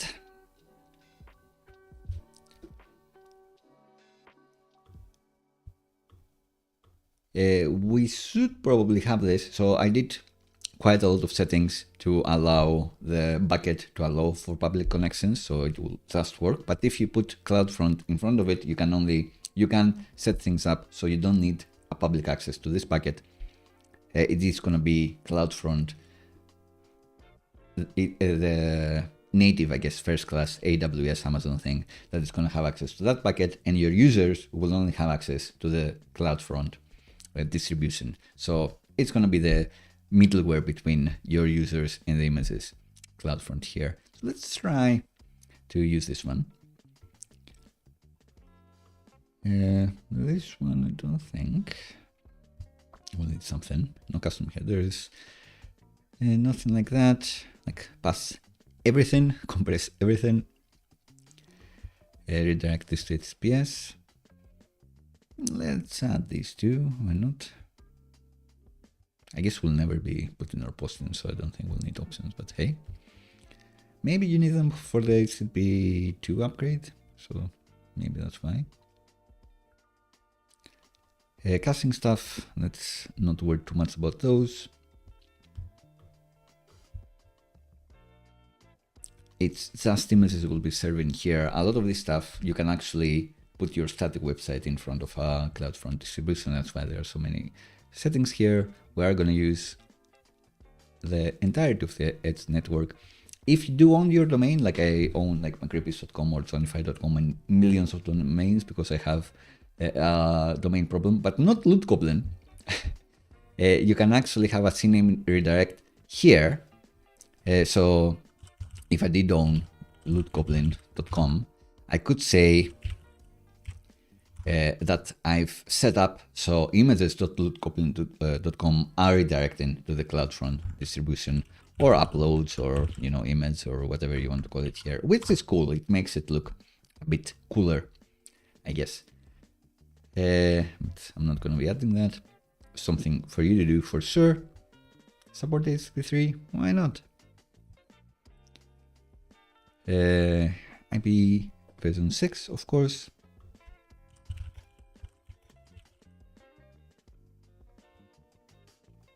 Let's create a distribution and see what happens.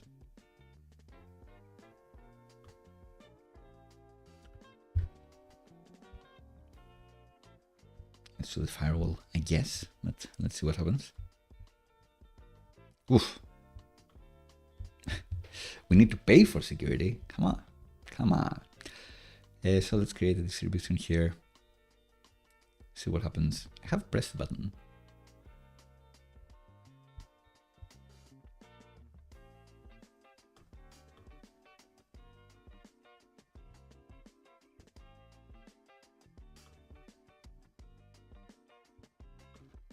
Just to public. I think this is where we should specify the domain names. Oh no, I haven't verified my account. Whoops, but I have. Oh well, this is where this part of the agenda gets shut down. Oh, sure, I've done this offline. Anyway, after we've done this, we'd get a CloudFront middle layer to our bucket, so the URL would be different. So if you had the bucket version live and then switched to CloudFront, you'd need to update all the existing avatar URLs to use CloudFront, or ask your users to upload their avatars again, which they'd never do because you shouldn't ask the users to do stuff for you. Anyway, keep them hassle-free. So we didn't quite do this. The caching. So what else should we do, if anything?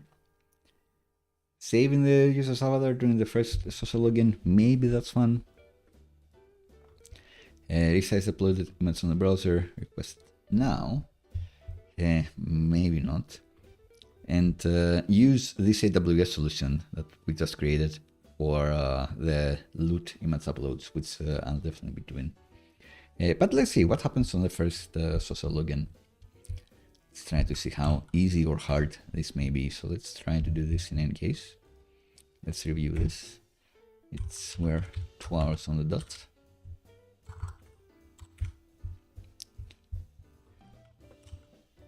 And let's have a refresher here. When you do log in with a provider, you go through this form, you get a redirect URL, and regardless, you get redirected to auth provider ID server TS. So let's see what happens here. We validate all the codes and cookies that you've got. And if the user doesn't exist, we create the user. So I think this is the only place where we call this. And the avatar URL is this. So we could keep the avatar URL. I guess that's what we are gonna do, actually, since I was thinking that would be uploading this URL into our own servers and then having an ID, but we didn't. We ended up not changing the schema for the avatars. We're just using our avatar URL all the same. We could do something where we upload this to our S3 bucket. Maybe that would make sense, to be honest. That's something we should be doing, because this one won't have the various versions that we need. So yeah, can we use SARP with a URL? Let's see. SARP URL docs.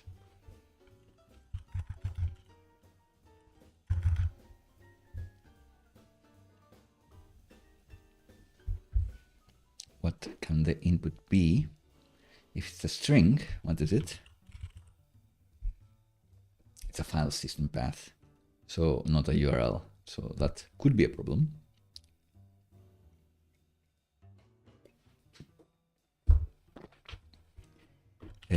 Fetch image as array buffer.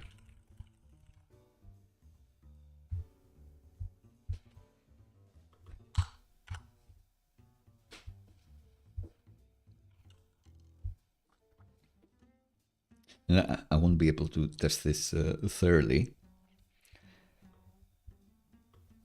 What I'm thinking is that if it has an avatar URL here, then we can use our resizing options, the resizing stuff that we've done to create the various variations that we need. And then get the avatar URL in the end as before, after we've uploaded all the variations to the bucket. But I think I will leave that for another time. I think just using fetch on that URL will allow us to get a response back that has a usable buffer, but I just don't want to chance it. And I'll try to leave this stream short and sweet. So if you have questions or suggestions for next time as well, let me know now, or else I'll catch you Friday. So we'll see what we'll be doing on Friday. I definitely have stuff to do offline with this. Also, these loot tables, these images were uploaded to Cloudinary. I am gonna push this to production and have these as well be pushed to S3 buckets as well, and verify my CloudFlare, my Amazon account, so I can use CloudFlare cousin. That was a bit silly, but that's the plan. Maybe have users have like a default avatar as well. That's something I could look into. Quite a few stuff. But of course, people do want to do stuff like we've talked about SatCN with maybe Supabase. So that could be something worth sampling. I think not Friday. I think it happens to be that next Tuesday. So if we go live Friday, next Tuesday is going to be our 100th stream. So maybe that's the one where we want to create a new app. Maybe that's going to be a fun milestone. So I think that's when we're going to do it. But yeah, I think this is gonna be it for today. It was a pleasure, and thanks a lot for all the chat interactions. Lots of people in the chat, lots of people interested today. Join me on Friday. We'll see what we'll be doing that. Leave suggestions and comments on what we should be doing on Friday. It is likely it's going to be next week, next Tuesday, that we'll do SandCN with Supabase. I'm feeling it. I think that's what we're going to be doing. So see you all. See you, Andrea, in the chat. And have a lovely rest of the week.